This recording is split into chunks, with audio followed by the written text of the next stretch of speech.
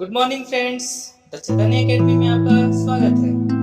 तो दोस्तों, मैं आज आपके लिए केमिस्ट्री चैप्टर 1 का सॉल्यूशन लाया हूँ, जिसमें 1 to लेकर 26 जितने भी क्वेश्चन हैं मैं आपको इस वीडियो में पूरा करने की कोशिश करूंगा। तो चलिए दोस्तों, बिना किसी रुकावट के वीडियो शुरू करते हैं। वीडियो शुरू करने से पहले आपसे रिक्वेस्ट है कि मेरे वीडियो को लाइक एंड सब्सक्राइब जरूर कर दें, ताकि जब भी मैं वीडियो अपलोड करूँ मेरे वीडियो का नोटिफिकेशन आप तक सबसे पहले पहुंचे। चलिए वीडियो को, आज का हमारा पहला क्वेश्चन क्या है? अक्रिस्टलीय पद को परिभाषित कीजिए। अक्रिस्टलीय ठोस के कुछ उदाहरण भी देना है, ठीक है? तो दोस्तों, मैं पहले ही बता चुका हूँ, अक्रिस्टलीय ठोस ऐसे ठोस होते हैं जिनके कणों की व्यवस्था नियमित नहीं होती है। कणों की व्यवस्था नियमित नहीं होती है, जैसे कि ये कुछ पहला कणों की जो फर्स्ट लाइन है उसका अरेंजमेंट कुछ इस तरह से है, तो दूसरा अरेंजमेंट कुछ इस तरह से होगा। इसमें कोई नियमित व्यवस्था नहीं होगी दोस्तों, इसमें कोई नियमित व्यवस्था नहीं, कुछ इस तरह से, मतलब कणों का कोई एक व्यवस्था होता है, वो जैसे क्रिस्टलीय व्यवस्था होता है उस तरह से नहीं होगा। और दोस्तों, अगर होता भी है क्रिस्टल अगर नियमित व्यवस्था होती भी है, अक्रिस्टलीय ठोस में अगर नियमित व्यवस्था होती भी है तो कुछ दूरी तक के लिए होती है। जैसे मैं मान लिया कि ये क्रिस्टलीय ठोस में ये नियमित व्यवस्था है, आप देख रहे हैं ये व्यवस्था क्या है, नियमित है, तो हो सकता है कुछ इतनी दूरी के लिए नियमित हो, बाकी इसके नीचे नियमित नहीं हो, ठीक है? कुछ दूरी के लिए नियमित हो, इसके नीचे जो व्यवस्था होगी कणों की वो नियमित नहीं होगी, ठीक है? तो इसमें से तो अक्रिस्टलीय में कैसे ठोस आएंगे दोस्तों? कांच आएंगे, रबर आएंगे, प्लास्टिक आएंगे। दोस्तों, ये सब ऐसे ठोस है जो कि थोड़ी सी, मतलब कि रूम टेम्परेचर बोले या रूम टेम्परेचर से थोड़ा ज्यादा 30-40 डिग्री के सेल्सियस के टेम्परेचर पर ये पिघलना स्टार्ट कर देते हैं। अपने जो ठोस की संरचना है, उस ठोस का आकार है, उसको खोना स्टार्ट कर देते हैं, ठीक है दोस्तों? इसलिए ये अक्रिस्टलीय ठोस है। तो दोस्तों, चलिए क्वेश्चन नंबर 2 पे आते हैं। क्वेश्चन नंबर 2 क्या बोलता है? कांच क्वार्ट्ज जैसे ठोस किस प्रकार से भिन्न है? मतलब कांच और क्वार्ट्ज दो ठोस है, वो एक दूसरे से किस प्रकार भिन्न है? किन परिस्थितियों में क्वार्ट्ज को कांच में रूपांतरित किया जा सकता है, ठीक है? तो चलिए मैं आपको बताने की कोशिश करता हूं दोस्तों कि कांच और क्वार्ट्ज दोनों एक ही अणु SiO4 से मिलकर बने हैं। किससे मिलकर बने हैं? SiO4 से। कांच में जो अरेंजमेंट होता है SiO4 अणु का, जो व्यवस्था होता है SiO4 का, वो लघु परासी होता है। लघु परासी मतलब उनके बहुत कम दूरी तक उसकी व्यवस्था नियमित होती है। लेकिन दोस्तों, क्वार्ट्ज में क्या होता है? क्वार्ट्ज में जो SiO4 है वो दीर्घ परासी व्यवस्था होती है, मतलब उनके कणों का जो व्यवस्था होता है वो बहुत दूर तक, मतलब दूर तक नियमित व्यवस्था होती है। मतलब पूरे इंटायर सॉलिड की बात करें, इंटायर ठोस की बात करें, पूरी ठोस में नियमित व्यवस्था होती है। तो जब नियमित व्यवस्था हो गई तो क्वार्ट्ज एक क्रिस्टलीय हो गया और कांच क्या हुआ दोस्तों? अक्रिस्टलीय हुआ, ठीक है? क्वार्ट्ज को पिघलाकर क्या करते हैं? क्वार्ट्ज क्रिस्टलीय हो गया, तो क्वार्ट्ज को पहले पिघलाया जाता है और फिर सडनली शीघ्रता से उसको क्या कर दिया जाता है? ठंडा कर दिया जाता है। क्वार्ट्ज को पिघलाकर सडनली ठंडा करके क्वार्ट्ज से दोस्तों क्या बनाया जाता है? कांच बनाया जाता है, ठीक है? चलिए नेक्स्ट क्वेश्चन पे आते हैं। दोस्तों, नेक्स्ट क्वेश्चन क्या बोल रहा है?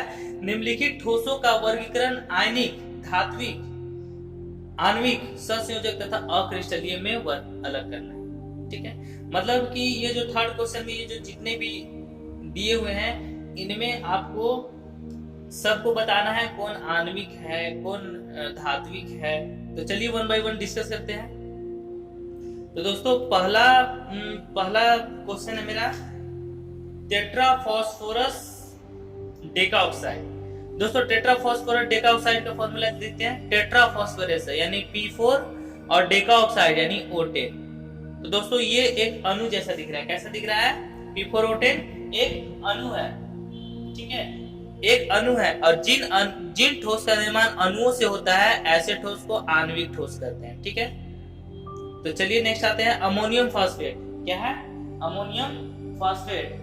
तो अमोनियम फॉस्फेट का चलिए फॉर्मूला लिख लेते हैं, NH4 और PO4। ठीक है,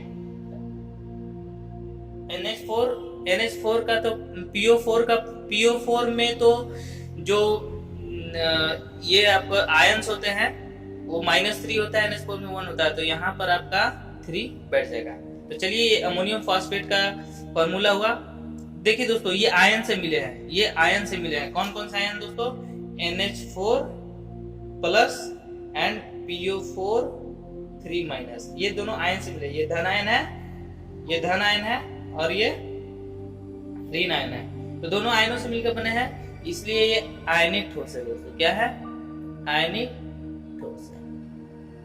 चलिए नेक्स्ट है SiC, सिलिकॉन कार्बाइड। दोस्तों मैं बताया था सिलिकॉन कार्बाइड हीरा वगैरह प्रबल सहसंयोजक ठोस में, तो ये है दोस्तों नेटवर्क ठोस। क्या है? नेटवर्क ठोस, जिसको सहसंयोजक ठोस भी बोलते हैं।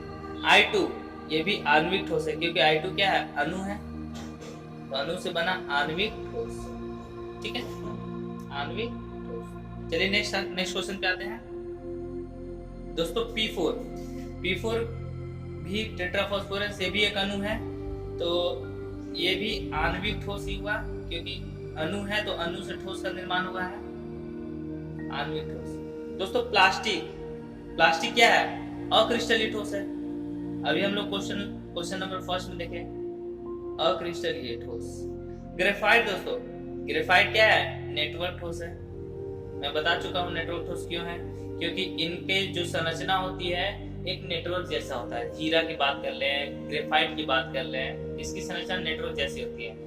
हीरा नेटवर्क के चलते ही कठोर होता है, और ग्रेफाइट नेटवर्क के चलते, नेटवर्क ठोस तो है, इसमें नेटवर्क संरचना बनती है, लेकिन ग्रेफाइट में परत बाई परत संरचना बनती है, जिसके कारण ग्रेफाइट नम्र होता है।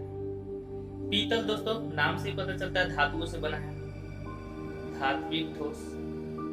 रुबिडियम दोस्तों, रुबिडियम भी धातु है, धात्विक ठोस। ठीक है, LiBr दोस्तों, Li plus ion, Li plus और Br माइनस आयन से बना है, तो ये कैसा हुआ? आयनिक ठोस। ठीक है दोस्तों, आयनिक ठोस। एंड देन क्या है नेक्स्ट? Si, सिलिकॉन दोस्तों नेटवर्क, सिलिकॉन का संरचना नेटवर्क से होता है, इसीलिए ये नेटवर्क ठोस है, नेटवर्क ठोस। दोस्तों नेटवर्क ठोस को प्रबल सहसंयोजक ठोस भी बोलते हैं। चलिए दोस्तों नेक्स्ट क्वेश्चन है हमारा, उप सहसंयोजन संख्या का क्या अर्थ है? पहला क्वेश्चन है, चौथा का पहला, उप सहसंयोजन संख्या का क्या अर्थ है? दूसरा क्वेश्चन क्या है? निम्नलिखित परमाणु में उप सहसंयोजन क्या है, क्या होती है? पहला घनीय निबिड़ संकुलित संरचना और अंतः केंद्रित घनीय संरचना। ठीक है दोस्तों, तो सबसे पहले मैं आपको बताने की कोशिश करता हूँ उप सहसंयोजन संख्या क्या होता है। तो दोस्तों मैं पहले भी बता चुका हूँ उप सहसंयोजन संख्या क्या होती है। कोई भी परमाणु अपने निकटतम कितने परमाणुओं से घिरा हुआ है, अपने निकटतम कितने परमाणुओं से घिरा हुआ है, वही उसकी उप सहसंयोजन संख्या कहलाती है। तो मान लेते हैं कोई X परमाणु है, X परमाणु कितने परमाणु से घिरा हुआ है? 4, तो इसकी उप सहसंयोजन की संख्या कितनी होगी? उप सहसंयोजन संख्या कितनी होगी? 4। ठीक है, तो उप सहसंयोजन संख्या वही है, उप सहसंयोजन एक निबिड़ संरचना में एक कण के निकटतम गोले की संख्या उसकी उप सहसंयोजन संख्या कहलाती है। तो देखिए ये मैं 1 परमाणु लिया हूँ, 1 परमाणु कितने परमाणु से घिरा हुआ है? 1 2 3 4 परमाणु से, इसलिए इसकी उप सहसंयोजन संख्या 4। ठीक है, अब दोस्तों दूसरा आता है कि हमें निम्नलिखित परमाणुओं की उप सहसंयोजन संख्या क्या होगी। तो चलिए मैं आपको बताने की कोशिश करता हूँ दोस्तों, एक घनीय निबिड़ संकुलित संरचना और एक अंतः केंद्रित घनीय संरचना। तो घनीय निबिड़ संकुलित संरचना को दोस्तों CCP बोलते हैं और अंतः केंद्रित घनीय संरचना को PCC बोलते हैं। मैं आपको पहले भी बताया हूँ, सीसीपी क्यूबिक क्लोज पैकिंग, घनीय निबिड़ संकुलित। ठीक है। अंतर केंद्रित तो बॉडी सेंट्रल क्यूबिक, मैं आपको पहले ही बता चुका हूं किसका क्या शॉर्टकट है। तो चलिए सबसे दोस्तों मैं आपको फिगर दिखाने की कोशिश करता हूँ, जब तक आप फिगर नहीं देखेंगे नहीं समझ पाएंगे। तो दोस्तों आई होप आपको दिख रहा होगा कि सीसीपी संरचना कैसी होती है। सीसीपी संरचना कुछ ऐसी होती है कि कोई परमाणु है, कोई परमाणु X है, उसके चारों तरफ, उसके साइड में चारों तरफ से परमाणु घेरे होते हैं। ऊपर से भी परमाणु होते हैं और नीचे से भी परमाणु होते हैं। ठीक है। ऊपर से भी परमाणु होते हैं, नीचे से भी परमाणु होते हैं और साइड से परमाणु होते हैं। दोस्तों ये जब एक दूसरे को नजदीक ले आएंगे, इसको ऊपर ले जाएंगे और इसको नीचे ले आके बैठा देंगे, तो एक पूरा घन का संरचना तैयार होगा। ठीक है। तो आप यहाँ गिन सकते हैं कि सीसीपी संरचना में कुल परमाणु संख्या कितनी होगी। तो चलिए बात करते हैं X परमाणु के आसपास कितने हैं। तो 6 तो इधर ही दिख रहे हैं, 3 ऊपर 9 और 3 नीचे 12। तो टोटल सीसीपी संरचना में कितने परमाणु होंगे दोस्तों? 12 परमाणु होंगे। तो उप संयोजन संख्या भी कितनी होगी? 12 होगी। ठीक है।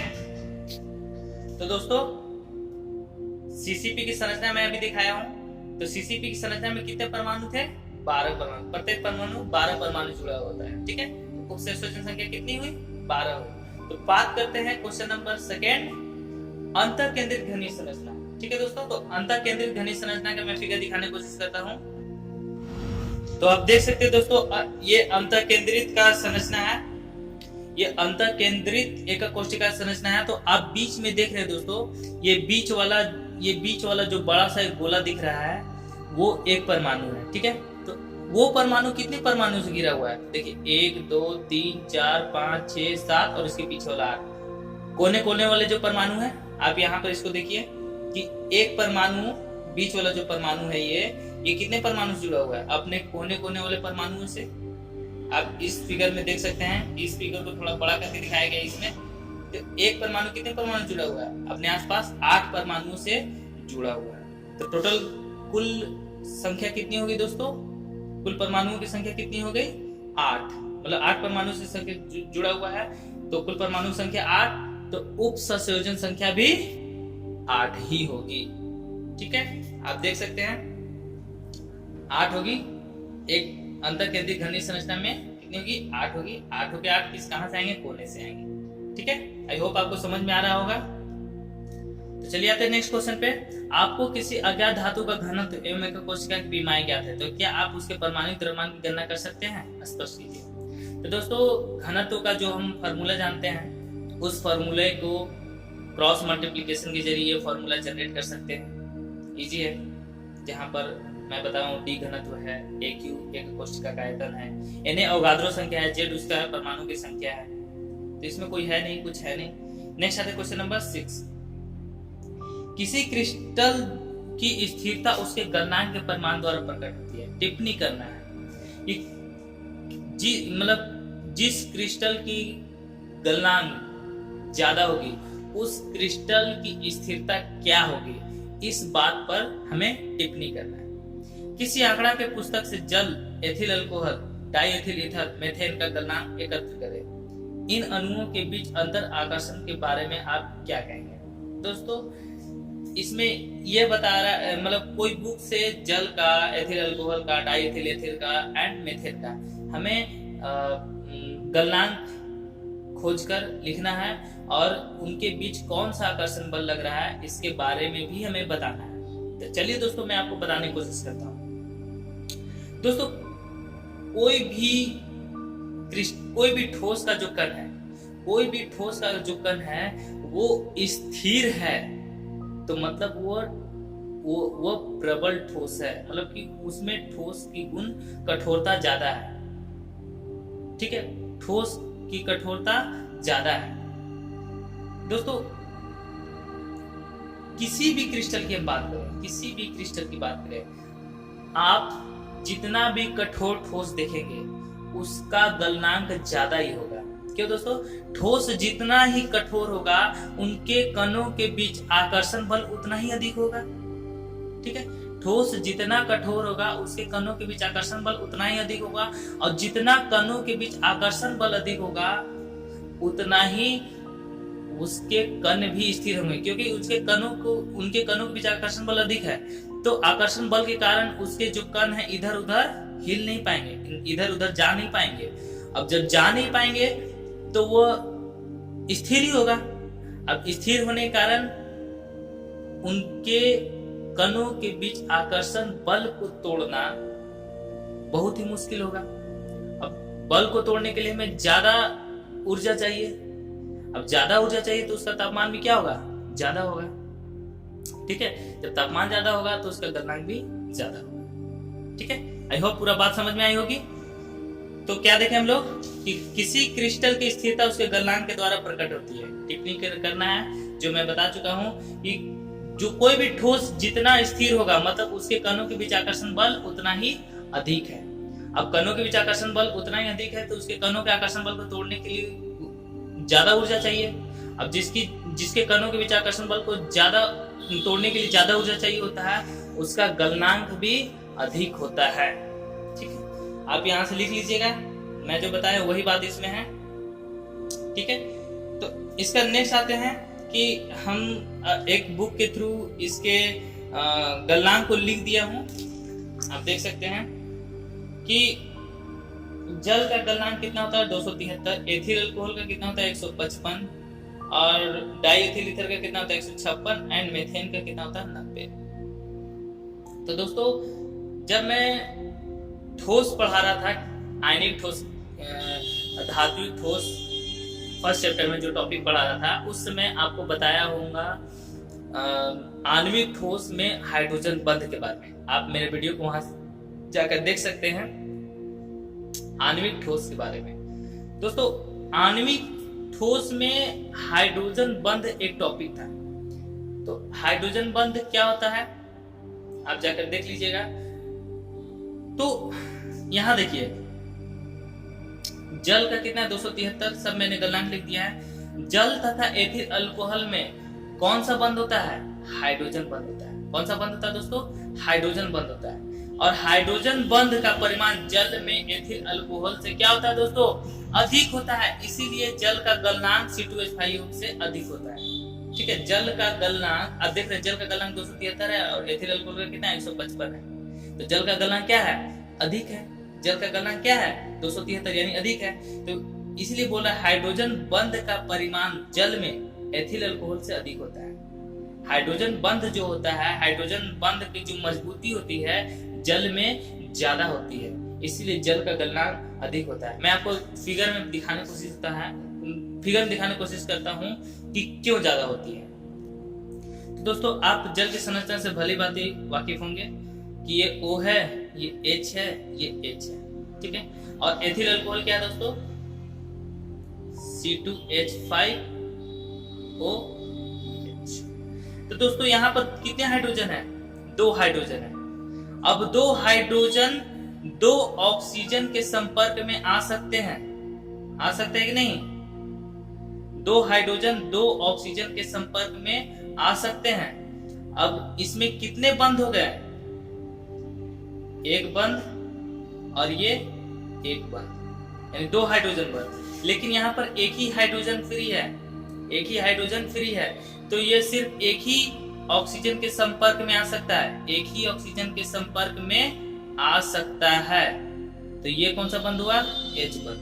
ठीक है, यहाँ पर एक ही ऑक्सीजन के संपर्क में आ रहा है, यहाँ पर कितने ऑक्सीजन के संपर्क में आ रहा है, 2 ऑक्सीजन के संपर्क में आ रहा है। इसीलिए इसमें हाइड्रोजन बंध का परिमाण क्या है, ज्यादा है। किससे, एथिल अल्कोहल से। आई होप आपको ये बात समझ में आ रही होगी। तो इसीलिए जल का गलनांक एथिल अल्कोहल से अधिक होता है। ठीक है, नेक्स्ट आते हैं डाई एथिल ईथर और मेथेन। तो दोस्तों डाई एथिल ईथर में अणु बीच आकर्षण बल द्विध्रुव बल लगता है, जबकि मेथेन में वंडर वाल बल लगता है। तो दोस्तों द्विध्रुव जो बल आप देख रहे हैं वो कहीं ना कहीं स्थिर वैद्युतिकी बल है। तो स्थिर वैद्युतिकी बल वंडर वाल बल से अधिक ही होगा। तो इसलिए डाई एथिल ईथर का गलनांक मेथेन के गलनांक से अधिक होता है। ठीक है, क्वेश्चन नंबर 7 पे आते हैं दोस्तों, निम्नलिखित युग्म पदों में विभेद करना है। दोस्तों हमें डिफरेंस बताना है।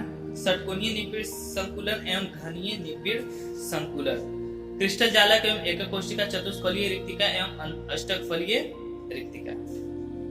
तो चलिए दोस्तों मैं आपको बताने की कोशिश करता हूँ। सबसे फर्स्ट षटकोणीय निबिड़ संकुलन एवं घनीय निबिड़ संकुलन। दोस्तों षटकोणीय निबिड़ संकुलन क्या होता है आप यहाँ से लिख लीजिएगा देखकर। तो चलिए मैं आप बताने की कोशिश करता हूँ षटकोणीय निबिड़ संकुलन। दोस्तों षटकोणीय निबिड़ संकुलन में क्या होता है कि जो फर्स्ट लेयर है और जो सेकेंड लेयर, फर्स्ट लेयर का जहां भी ये एंड दोनों का टचिंग पॉइंट है, दोनों परमाणु जहां पर संपर्क करते हैं, दोनों के परमाणु जहां संपर्क करते हैं उसी के जस्ट नीचे परमाणु का ठीक सेंटर मेरा आता है।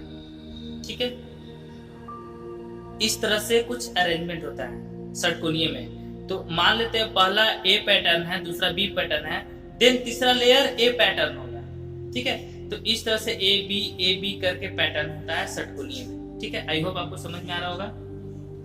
घनीय निबिड़ संकुलन में क्या होता है, तृतीय परत के गोले द्वितीय परत के गोले द्वारा अष्टकफलीय रिक्तिका को आच्छादित करते हैं। तो दोस्तों इसमें क्या होता है कि पहला परत कुछ इस तरह से है, दूसरा परत जस्ट इसके टचिंग पॉइंट पे उसके नीचे परमाणु आएगा और तीसरा परत में जस्ट उसके नीचे आएगा। ठीक है, तो इसमें से कुछ ऐसा पैटर्न होता है कि पहला लेयर, दूसरा लेयर, देन उसका तीसरा लेयर, फिर से पहला लेयर स्टार्ट हो जाता है। ठीक है, कणों की व्यवस्था कुछ इस तरह से होती है कि पहला लेयर में जो कण है, दूसरा लेयर में कुछ उसके जस्ट टचिंग पॉइंट में है, तीसरा लेयर में दूसरे लेयर का टचिंग पॉइंट पे है। देखिए टचिंग पॉइंट पे है। ठीक, लेकिन जब तीसरा लेयर जैसे ही पूरा होता है फिर से पहला लेयर रिपीट होने लगता है। ठीक है, ऐसे निबिड़ संकुलन को घनीय निबिड़ संकुलन कहते हैं। ठीक है, आई होप आपको समझ में आ रहा होगा। नेक्स्ट है दोस्तों क्रिस्टल जालक।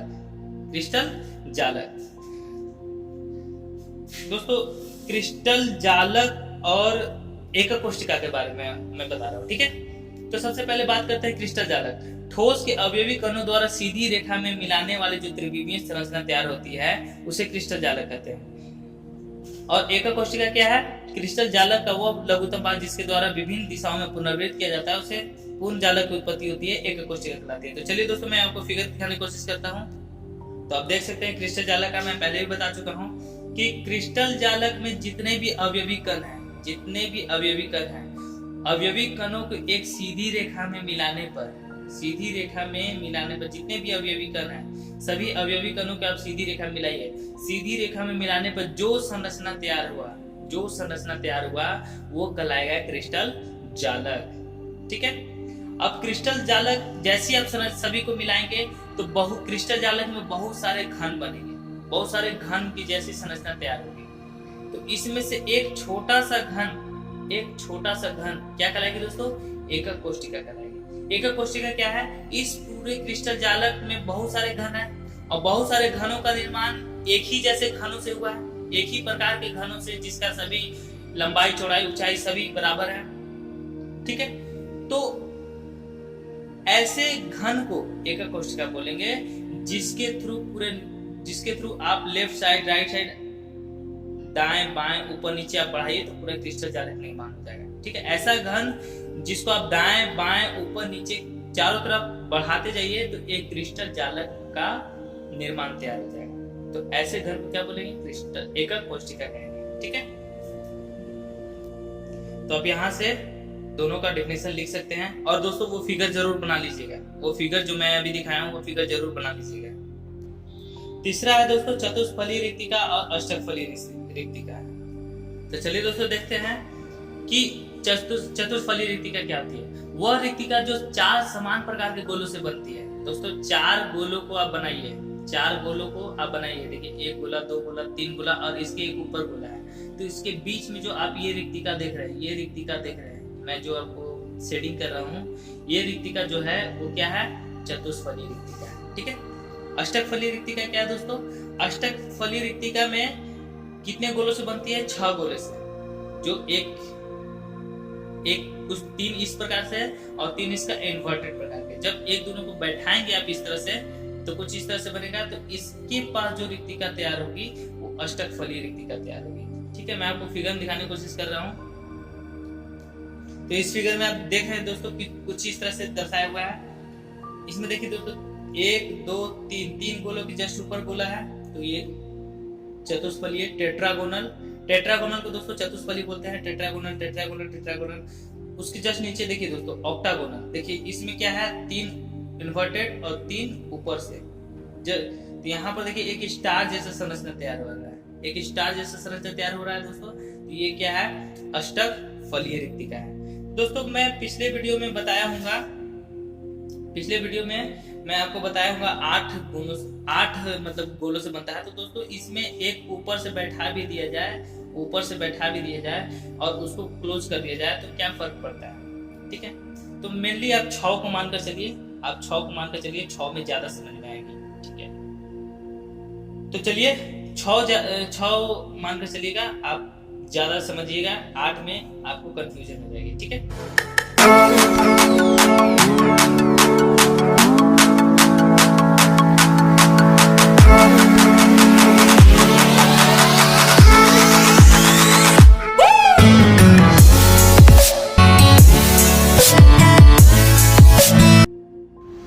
चलिए दोस्तों, हमारा नेक्स्ट क्वेश्चन है क्वेश्चन नंबर 8।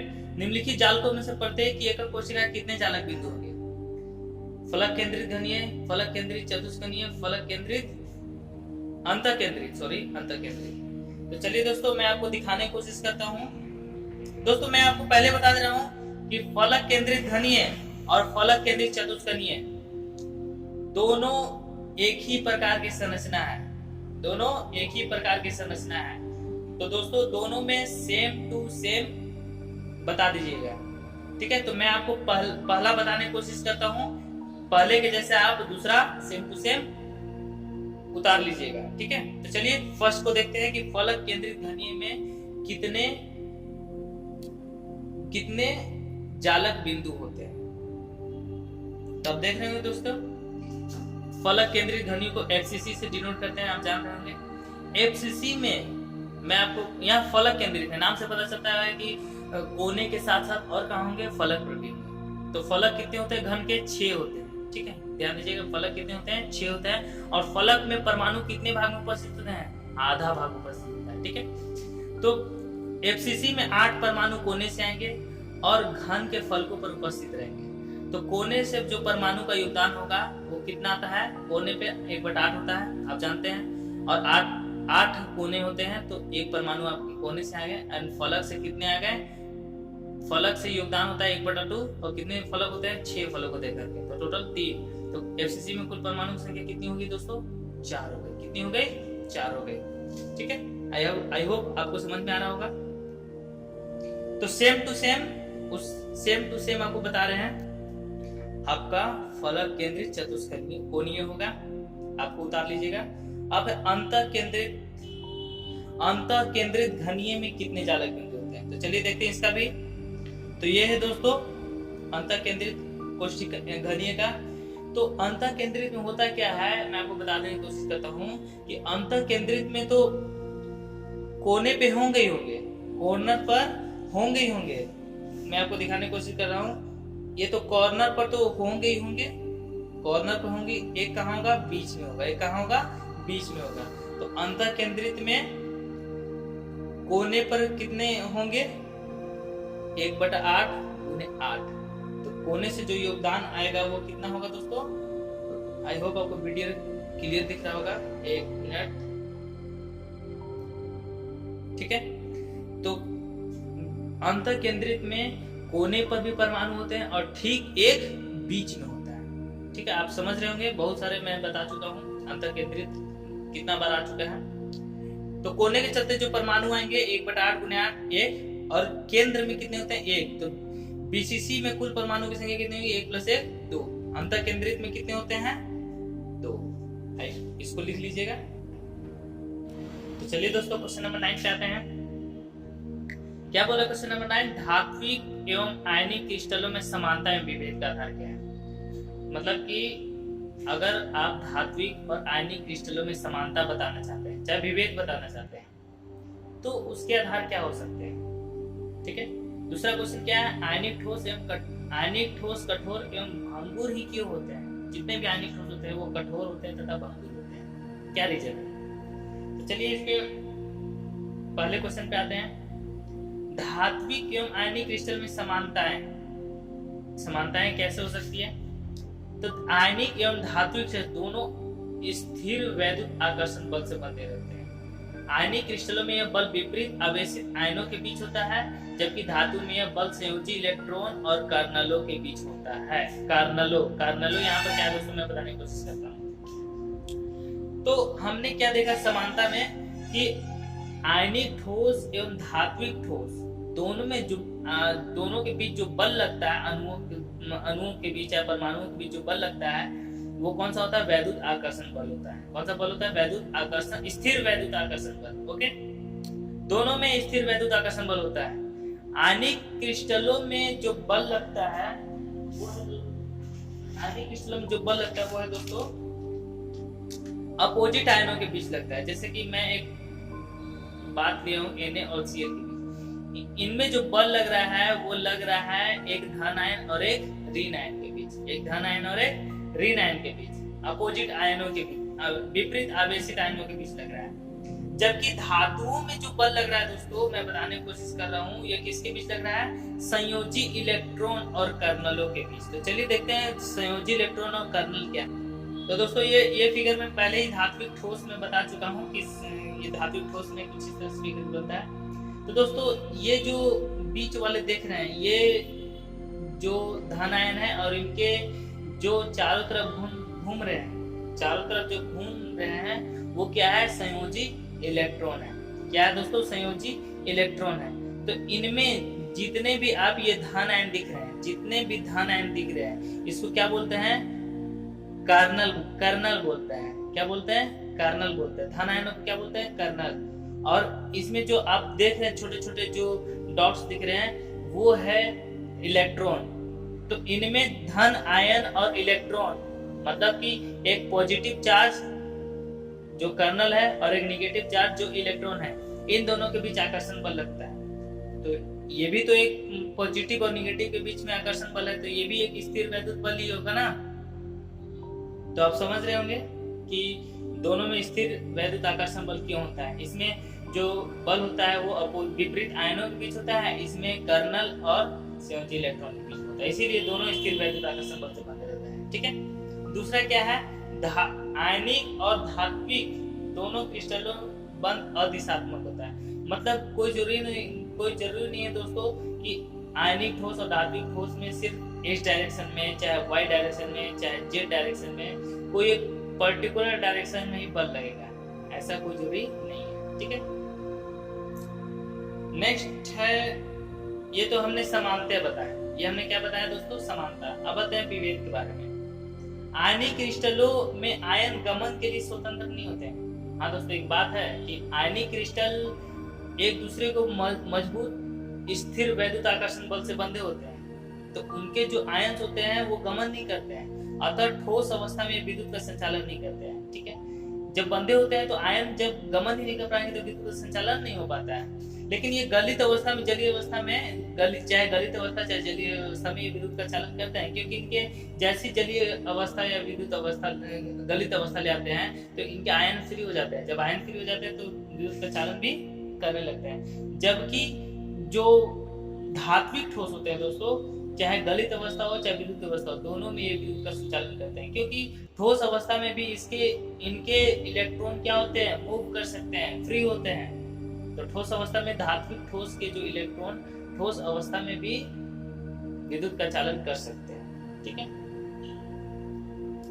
दूसरा क्या है दोस्तों? आयनिक बंध प्रबल होते हैं, जबकि धात्विक बंध प्रबल या दुर्बल हो सकते हैं। दोस्तों, कुछ धातु मुलायम होते हैं, कुछ धातु कठोर होते हैं।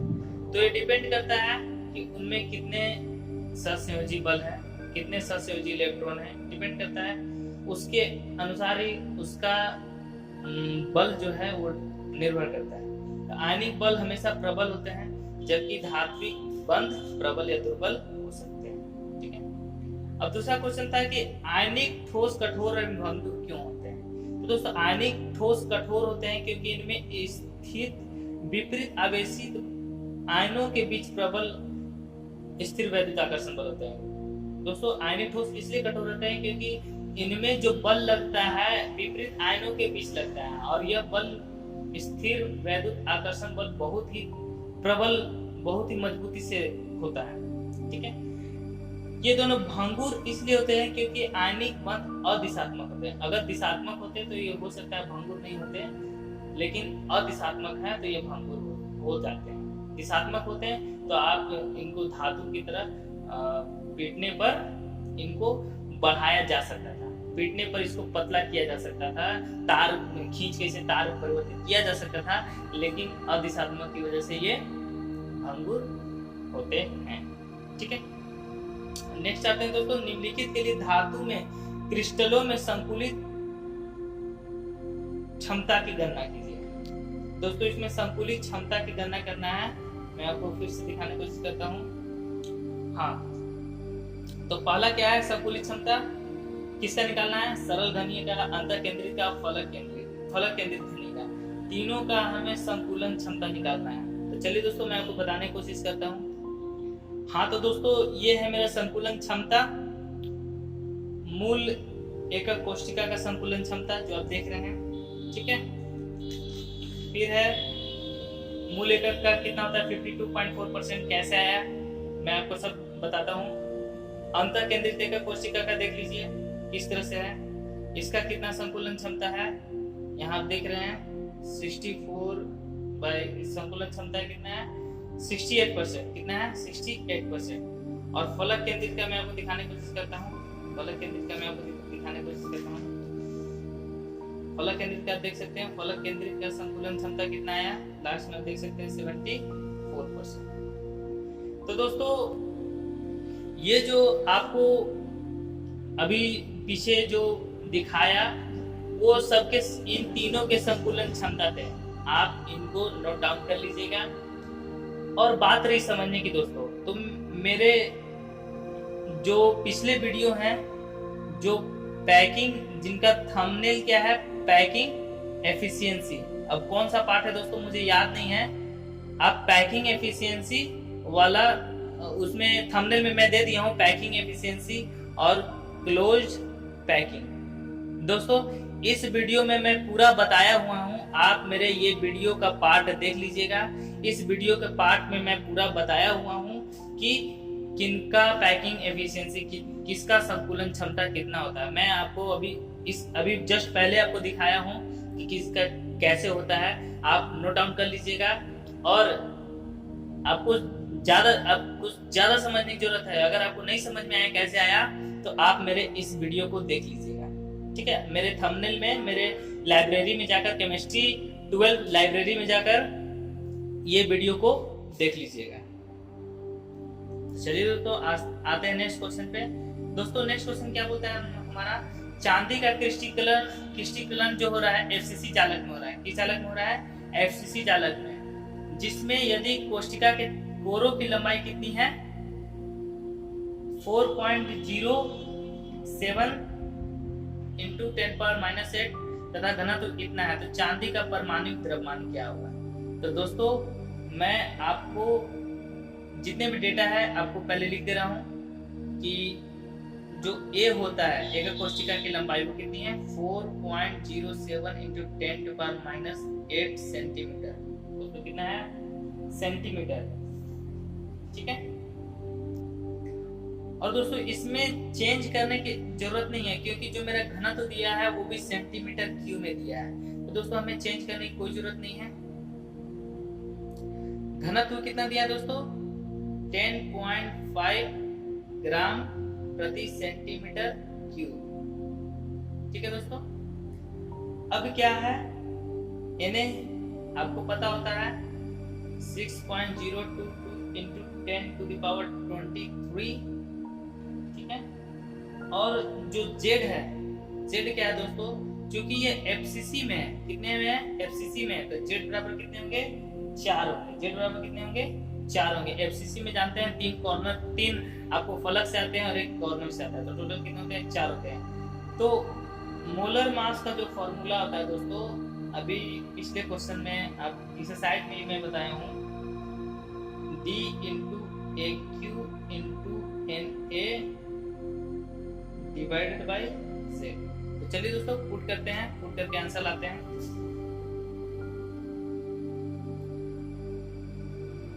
दोस्तों डी कितना दिया हुआ है, 10.5 दिया हुआ है ग्राम प्रति सेंटीमीटर क्यूब, इंटू ए कितना दिया हुआ है, 4.07 इंटू 10⁻⁻8 सेंटीमीटर का होल क्यूब, एंड एन कितना दिया हुआ है, 6.022 into 10⁻23 whole divided by Z कितना है, जेड कितना है।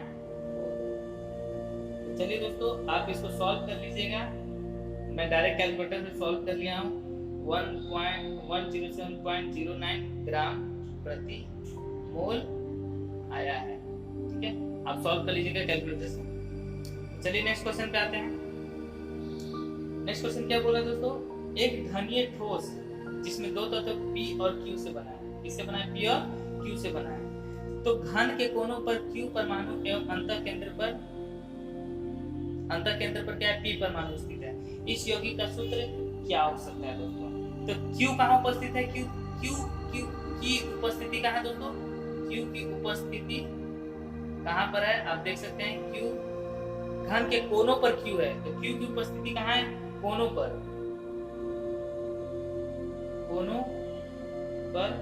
है। तो परमाणुओं का अंशदान कितना होगा, परमाणु का अंशदान कोने के चलते कितने आएंगे दोस्तों, 1/8 इंटू 8, तो टोटल कितने परमाणु हुए, 1, कितने परमाणु हुए, 1। और P कहाँ उपस्थित है दोस्तों, P की Q तो मैंने देखा कि घन के कोनों पर है और P केंद्र पर स्थित है, P की उपस्थिति केंद्र पर है, इसलिए परमाणु का अंशदान कितना होगा, 1। तो Q परमाणु की संख्या भी 1, P परमाणु की संख्या भी 1, एकक कोशिका में दोनों कितने हैं, 1-1 हैं। तो P तथा Q का अनुपात कितना होगा दोस्तों, P तथा Q का अनुपात कितना होगा, P/Q बराबर दोनों 1:1 है। तो यौगिक का सूत्र क्या होगा दोस्तों, PQ 1:1 है। तो और दोस्तों एक चीज और पूछना है, इसकी उप संयोजन क्षमता क्या है, तो ये दोस्तों कहां पर है, अंतः केंद्र में है, किसमें है, अंतः केंद्र में। तो दोस्तों मैं पहले ही बता चुका हूं अंतः केंद्र की उप संयोजन क्षमता कितनी होती है, 8 होती है। उप संयोजन क्षमता इसको तो कितनी होगी दोस्तों, 8 होगी। क्यों, क्योंकि कॉर्नर पर तो होता है 8, आप देख रहे हैं कि कॉर्नर पर जितने परमाणु होते हैं वो कितने होते हैं, 8 होते हैं, और एक बीच में होता है। तो ये जो परमाणु है सभी कॉर्नर से जुड़ा होता है, तो ये परमाणु 8 परमाणु से जुड़ा हुआ है, तो इसकी संयोजन क्षमता कितनी हुई, 8, ठीक है। तो चलिए आते हैं दोस्तों नेक्स्ट क्वेश्चन पे। नेक्स्ट क्वेश्चन क्या बोला है, नोबियम का क्रिस्टलीकरण अंतः केंद्रित घनीय संरचना में हो रहा है। नोबियम भी एक धातु है दोस्तों जिनकी संरचना अंतः केंद्रित में हो रहा है। अंतः केंद्रित में हो रहा है तो आप समझ रहे होंगे अंतः केंद्रित में परमाणु की संख्या कितनी होती है, 2 होती है, ठीक है। अंतः केंद्रित में परमाणु की संख्या कितनी होती है, 2। तो अतः Z बराबर कितना हो जाएगा, 2। इसका घनत्व कितना है दोस्तों, D बराबर 8.55 ग्राम प्रति सेंटीमीटर क्यूब, ठीक है दोस्तों। अब मोलर मास दिया हुआ है, मोलर मास दिया हुआ 93 U, ठीक है। तो हमें इसका परमाणु त्रिज्या गणना करना है। तो दोस्तों अगर हमें इसका कम से कम ये पता चल जाएगा, कोष्ठक की लंबाई पता चल जाएगी, तो हम परमाणु त्रिज्या गणना कर सकते हैं। तो चलिए हम डिस्कस करते हैं। तो दोस्तों हम लोग जानते हैं डेंसिटी का फॉर्मूला क्या होता है, Z into M whole divided by AQ into NA, मैं पहले ही बता चुका हूं। तो चलिए हमें निकालना है क्या दोस्तों, ए निकालना है। क्या निकालना है, ए। अगर ए पता चल जाएगा तो हम इसकी त्रिज्या निकाल सकते हैं। कैसे निकालेंगे, तो इसमें दोस्तों एक ए ही एक अननोन है, जो कि जेड दिया हुआ है, एम दिया हुआ है, एन दिया हुआ है, डी दिया हुआ है। तो ए क्यू ही अननोन है जो कि हमें निकाल सकते हैं। और ए क्यू निकल जाएगा तो दोस्तों हम इजिली हम इसके परमाणु त्रिज्या निकाल सकते हैं। तो चलिए हम ए क्यू निकालने की कोशिश करते हैं। तो ए क्यू इक्वल टू क्या हो जाएगा दोस्तों, ए क्यू इक्वल टू हो जाएगा z into M whole divided by D into N A. तो चलिए पुट करते हैं। z कितना है, चूंकि ये अंतर केंद्रित में है तो कितना होगा, 2 होगा, into m 93 whole divided by D कितना दिया हुआ है 8.55 इंटू एन कितना दिया हुआ है 6.022 इंटू 10/23। ठीक है दोस्तों, अब इसको सॉल्व कर लीजिएगा। सॉल्व करने से दोस्तों ए क्यू इक्वल टू कितना है 36.16 इंटू 10⁻⁻24। दोस्तों मैं कैलकुलेटर पे सॉल्व कर चुका हूँ सेंटीमीटर क्यूब। ठीक है, मैं कैलकुलेटर पे सॉल्व कर चुका हूँ, आप सॉल्व कर लीजिएगा। दोस्तों ये मेरा किसका आया, ए क्यू का आया। ठीक है, तो ए बराबर क्या होगा, क्यूबिक रूट ऑफ 36.16 इंटू 10⁻⁻24। ठीक है, सेंटीमीटर क्यूब। तो ए कितना आएगा दोस्तों 3.31 इंटू 10⁻⁸ सेंटीमीटर। कितना आएगा दोस्तों 3.31 इंटू 10⁻⁸ सेंटीमीटर, जो कि ए आएगा। इसको भी मैं कैलकुलेटर पे, सब मैं दोस्तों कैलकुलेटर सॉल्व कर रहा हूँ, आप इसको सॉल्व कर लीजिएगा। ठीक है, क्यूबिक रूट तोड़ना बहुत आसान है, आप इसको तोड़ लीजिएगा। क्योंकि 24 है तो 8 तरीके 24 होता है, क्योंकि नीचे 3 हमें क्यूबिक रूट में क्या होता है 3 जोड़ा लगाना होता है। तो 24 में 10 के पावर -24 है, यानी बटा में 10 के पावर 24 आएगा। तो 10 के पावर 8 10 के पावर 8 10 के पावर 8 10 के पावर 8 3 जोड़ा बनेगा। 3 जोड़ा में से एक जोड़ा बाहर आ जाएगा 10 के पावर -8, बटा में 10 के पावर 8 तो ऊपर जाएगा 10 के पावर -8। और 36.16 को आप निकाल सकते हैं बहुत इजीली। ठीक है, तो हमारा ए निकल गया। आप अंतः केंद्रित में देखिएगा दोस्तों, अंतः केंद्रित की संरचना कुछ इस तरह से होती है। हम इसके कोने से कोने की बात करें तो एक क्या होता है केंद्र में होता है, और 2 क्या होते हैं दोस्तों इसके कॉर्नर पे होते हैं। दोस्तों 2 क्या होते हैं इसके कॉर्नर पे होते हैं। एक यहाँ से बात करें और एक यहाँ से बात करें, कुछ इस तरह से ऐसे हम ठोस का निर्माण करते हैं।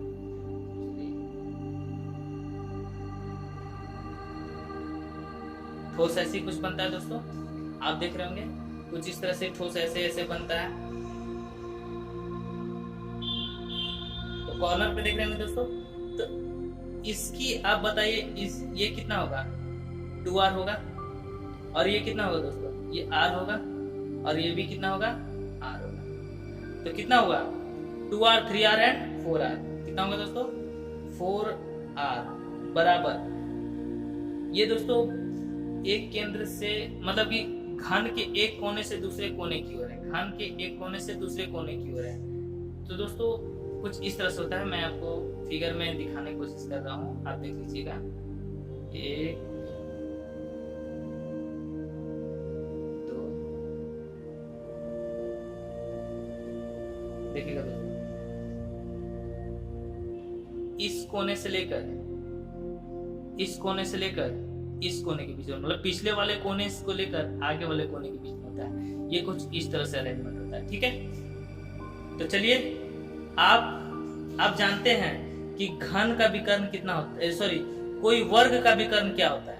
वर्ग का विकर्ण क्या होता है √2 है, लेकिन घन का विकर्ण क्या होता है √3 है। क्या होता है √3 है। तो a इक्वल टू क्या हो जाएगा 4, सॉरी हमें r निकालना है ना, त्रिज्या निकालनी है।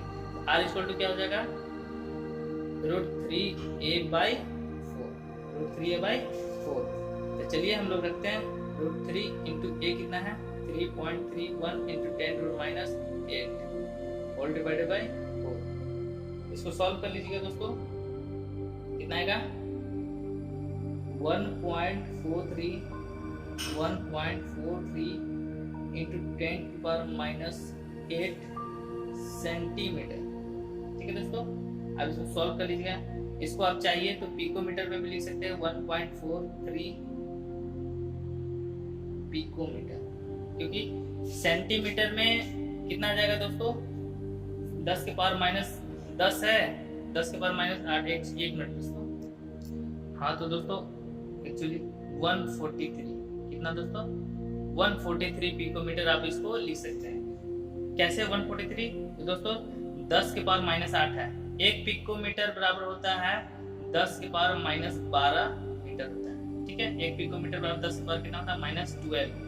तो यहाँ पर 10⁻−8 है, 10⁻−8 है इंटू सेंटीमीटर में कितना होता है 10⁻−2, कितना हो जाएगा 10⁻10 हो जाएगा। 10⁻- कितना हो जाएगा दोस्तों 10 हो जाएगा। अब यहाँ पर पॉइंट है, आप डेसिमल को इधर प्लेस कीजिए तो 2 और आएंगे, 10⁻10 इंटू डेसिमल को आप इधर प्लेस कर रहे हैं तो 10⁻2 डेसिमल प्लेस हो रहे हैं, 1 2 देखिए 143 हो गया, 10⁻2 और आएगा तो 10 के पावर कितना हो जाएगा -12, और 10 के पावर -12 को आप क्या बोल सकते हैं दोस्तों, पिकोमीटर बोल सकते हैं। इसलिए 143 पिकोमीटर इसकी त्रिज्या होगी। आप इसको आंसर लिख सकते हैं। ठीक है।